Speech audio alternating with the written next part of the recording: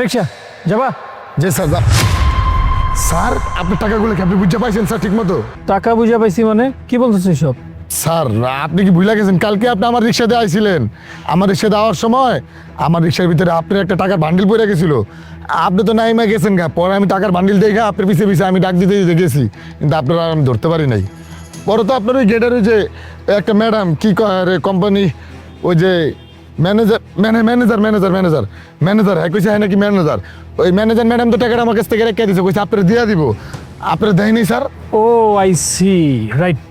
গতকালকে আমার একটা টাকার বান্ডিল পড়ে গিয়েছিল, আমি খুঁজেছি কিন্তু পাইনি। যাই হোক, তুমি ম্যানেজারের কাছে দিয়েছো, কিন্তু ম্যানেজার তো আমার কাছে কোনো টাকা দেয়নি।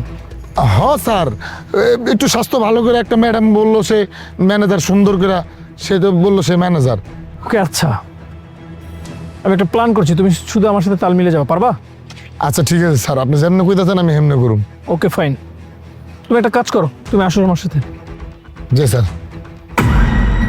ম্যাডাম আসসালামু আলাইকুম। ওয়ালাইকুম আসসালাম। কি ব্যাপার, আজকেও তুমি এখানে কি করতেছো? না ম্যাডাম, ওই যে কালকে আপনার স্যারের যে টাকার বান্ডিলটা দিয়ে গেছি না, আমি সেই লোকই, আপনি তো হয়তো চিনছেন।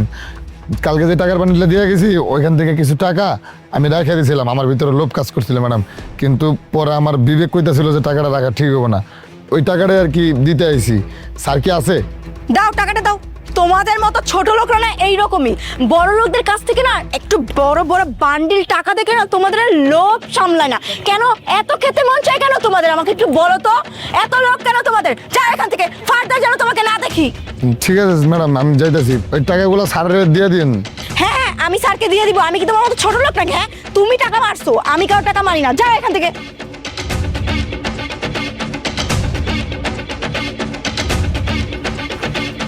মিস শিফা, জি স্যার। আপনার কাছে কেউ কি এসেছিল? না স্যার, আমার কাছে আবার কে আসবে? আপনি শিওর আপনার কাছে কেউ আসেনি, আপনাকে কোনো কিছু দেয়নি?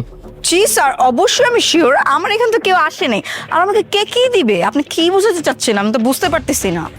Okay fine. মিস্টার সাদাত, দেখেন তো আপনি এই ভাইকে চিনতে পারেন কিনা? আমি আমি না স্যার, আমি চিনি না ওকে। সত্যি আপনি ওনাকে চেনেন না? না স্যার, ওকে আমার কিভাবে ওর সাথে দেখা হবে?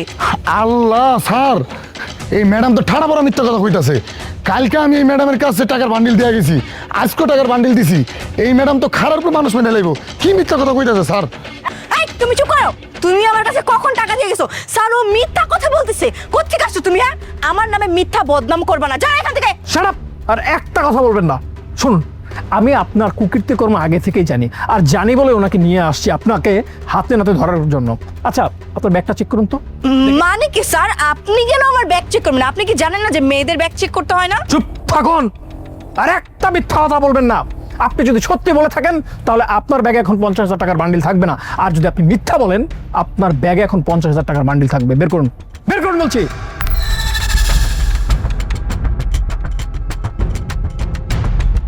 আল্লাহ, দেখছেন স্যার, আজকে যদি স্যার আপনি আমার না নিয়ে যেতেন পরীক্ষা করার লেগা, তাহলে তো এই ম্যাডামের জীবনও টাকার কথা স্বীকার করতো না, তাহলে তো আমি চোর হয়ে থাকতাম। বড় লোকরা এমন মিথ্যা কথা কইতে পারে? আল্লাহ আমারে বাঁচাইছে। আমার বড় লোক দরকার নেই বাবা, আমি রিক্সা চালাই খামো, তাই এরকম মিথ্যু কমু না।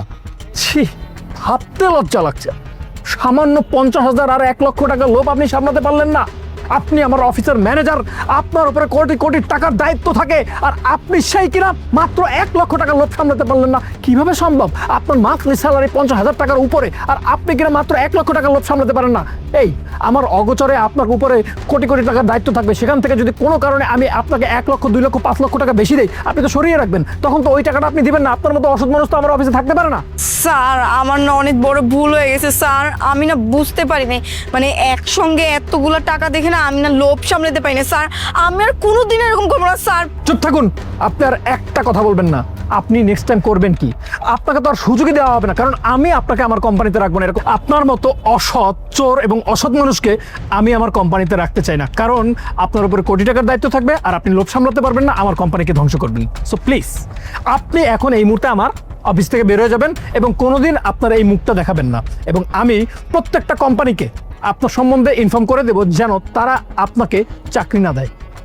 বেরোন, বেরোন। স্যার, আল্লাহ কি বাঁচানটা বাঁচাইছে আমারে। ওই ম্যাডামরা যদি আজকে হাতে নাতে না ধরতেন তাহলে তো আমি চোর হয়ে যেতাম। আল্লাহ বাঁচাইছে বাবা। ঠিক আছে স্যার, আপনার টাকা আপনি পাইছেন, সব কিছু বুঝতে পারছেন, আমি তাহলে যাই। কোথায় যাচ্ছেন আপনি? আপনার মতো সৎ এবং একজন ভালো মানুষ আমার কোম্পানিতে প্রয়োজন, কারণ আমার কোটি কোটি টাকার ডিল থাকে এবং কোটি কোটি টাকার দায়িত্ব আপনার উপরে থাকবে। সো এরকম একজন সৎ মানুষ আমার খুবই প্রয়োজন। কালকে থেকে আপনি আমার অফিসে জয়েন করবেন এবং আপনার স্যালারি 50,000 টাকা। কি কইতেছেন স্যার? 50,000 টাকা? স্যার আমি তো পড়ালেখা জানি না, আমি কি কাম করুন স্যার? আমার পড়ালেখার দরকার নেই, আমার একজন সৎ ব্যক্তি দরকার, আর সেই সৎ মানুষটি আপনি। এই নিন 50,000 টাকা, এটা আপনার অ্যাডভান্স। স্যার সত্যি কইতেছেন স্যার? সত্যি বলছি। ঠিক আছে স্যার, আমি কালকে সময় মতো আয় পড়বো স্যার। স্যার প্যান্ট শার্ট পরে কি? জি, প্যান্ট শার্ট পরে ঠিক সকাল 10টায় অফিসে উপস্থিত থাকবেন, ঠিক আছে? জি স্যার। আসসালামু আলাইকুম স্যার। ওয়ালাইকুম আসসালাম।